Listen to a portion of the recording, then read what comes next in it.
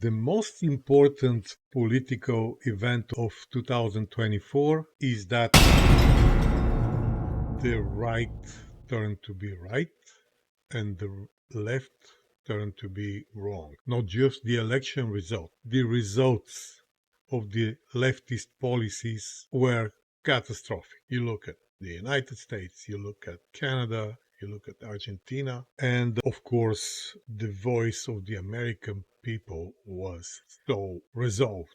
This is wrong. This laid justice to us, the MAGA people, the conservatives, the rednecks, whatever you call us, the deplorable, the garbage. This so significant win was of the regular people versus the elite. The journalists were wrong. The academia were wrong. The Hollywood stars, dead wrong. The more educated, wrong. This was a huge event of an importance that will be processed through the years. An immigrant from an ex-communist country who was blessed to see the fall of communism, and now again I felt in the same situation. Me stubbornly defending inside myself, in my narrow circle of people, and whoever listens to me, we were in the position to resist the consensus.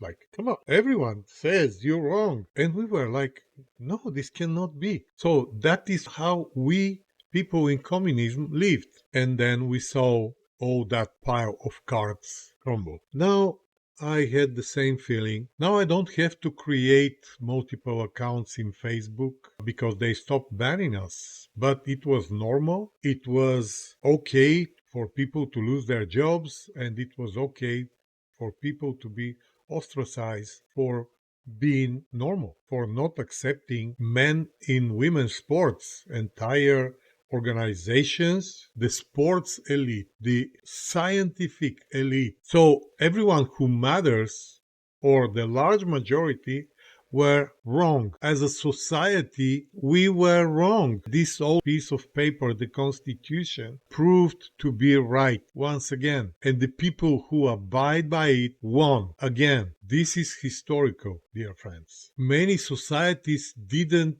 pass that test. Look at France, look at the Scandinavian countries, look at Europe as a whole. The woke had taken over, and now they are forced to be normal. Maybe it's a little late because the damage is very serious. We'll see. But it is not the first time when insanity would win. Well, we didn't allow it. It is not the first time when insanity would govern. Although, if Kamala Harris won't win, we would. She didn't pay much attention to the debt. She would continue the same old way. She said it. So now, a peaceful revolution, the constitutional way. The second big event was the triumph of the new type of media, the outlets without oversight. You have one person, they could be a leftist, they could be on the right, they could be in the middle, but you hear their voice. Joe Rogan, the ex-Democrat, the Bernie Sanders supporter, and even plenty of conservatives listen to him because he's genuine. Heck, they invited Uyghur Cenk from the Young Turks, the most leftist organization, because he speaks his mind. He's not obeying to some party committee, which every other media did. And you see them jumping like clowns because they got a phone call. Now we have social networks who stopped censoring because of X. After Elon Musk took over Twitter, Facebook stopped censoring because it was very obvious and people would have where to move. Now I no longer have to create multiple accounts in Facebook because this one is banned for a month. This one has another 15 days. This one can only publish in my own feed, but not in groups, etc. All that is gone. Zuckerberg apologized. I don't accept this apology, by the way. Mr. Zuckerberg, you were not forced to do despicable things. Every criminal says that. Look at what you made me do, says the rapist to the victim who didn't let him, so he had to use force. This is what Zuckerberg did with his pathetic apology letter. But again, part of our win of the stubborn people, gosh, we were listening to each other. I mean, I was listening to them, they weren't to me. To my podcast. Ben Shapiro, Candice Owens, Larry Elder. What a fantastic guy. The two professors. Listening to those clandestine voices that themselves were all the time banned and demonetized was like us behind the Iron Curtain listening to the Western radio stations. We would gather around some radio from before the war, because after the war they limited the short waves, and we would listen to BBC, to the Voice of America, to Free Europe. You mostly couldn't hear because they built huge generators of radio noise. So you mostly hear bzzz, and somehow you would hear some sentence or some article. So this is how we felt only a year ago or so. Elon Musk purchased X and everything changed. This was the second thing, the media shift. And they did it to themselves in a way. Now, whoever takes over these media, like we see CNN trying to be more objective, now isn't working.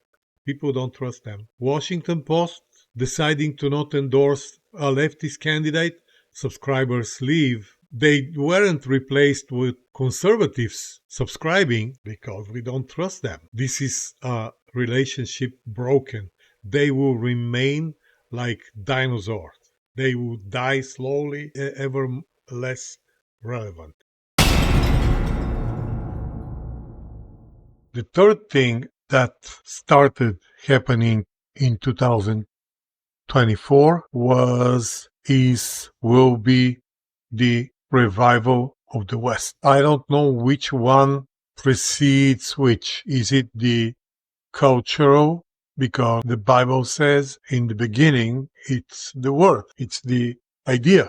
So I think the cultural resurrection of the traditional values espoused with the modern, Trump collaborating with Elon Musk and the Vivek Ramaswamy working together with Senator Kennedy from Louisiana, we'll see restoration of the self-esteem of the West. We already see it in Europe, where the population are tired and so frustrated. What we see, these protests and the elections that the far-right parties keep winning are just some of the signs of this inevitable return to normalcy. We did it here. It already started. We proclaimed it on November 5, but also the West will see its own economic resurrection. The war in Ukraine actually exposed how empty are our claims of richness and prosperity that we feed with loans from everyone. We don't have weapons. We don't have munitions. We couldn't beat poor Russia, who has the GDP of the state of New York. That's it. But the entire West Almighty couldn't beat Russia. We couldn't provide Ukraine enough weapons to decimate the Russians in no time, like in months. That was a horrible discovery for everyone. I think that played part actually in the elections results, because people were like, hold on, all these taxes we are paying and all these words about our economic military superiority, and the Russians learn how to stop our rockets, the HIMARS and ATACMS in a week or two, and they get jammed, and the GPS signal and the satellites can help, and that's all we got. That was really a sad moment that went quietly. We couldn't really talk about it openly because it's so humiliating.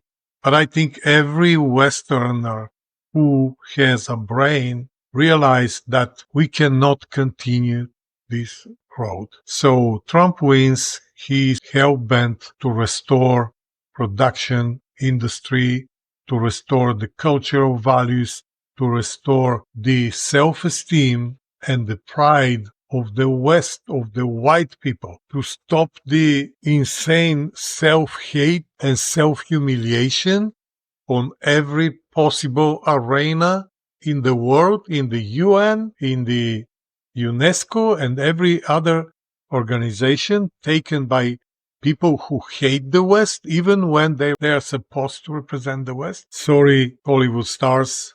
Sorry, CNN and New York Times. You guys are exposed how weak you are, how insignificant you are. And your ideas were bad. You hate a great civilization. You hate a great culture.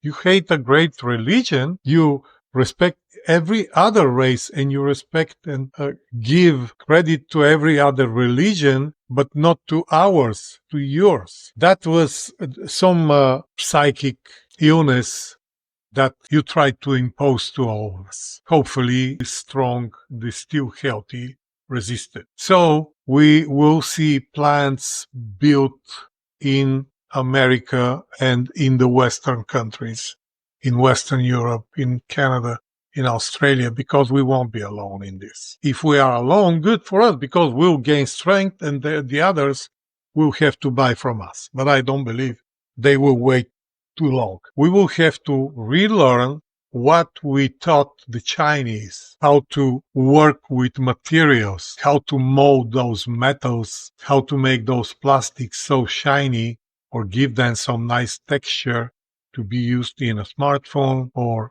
on anything. We will have to learn how to build modern computers, modern cameras, modern microphones, and all this should be better than the Chinese. Yes, it's got to happen. We will use a lot of robots, but it will pave the way to our resurrection. The pride and the beautiful feeling of doing stuff, of seeing the sign made in America on ever more things, but also seeing how people again respect the West, how people avoid insulting the West for being racist, for being oppressive, for all this we want to stop. This actually the most important change that we are modeling right now with our own hands. And because this culture and these nations have created so many beautiful things, do you doubt they will succeed against China, against Russia and Iran? I would bet on America. I would bet on the West. Thank you for watching. Please comment, subscribe, and share. And I wish you a happy and prosperous 2025.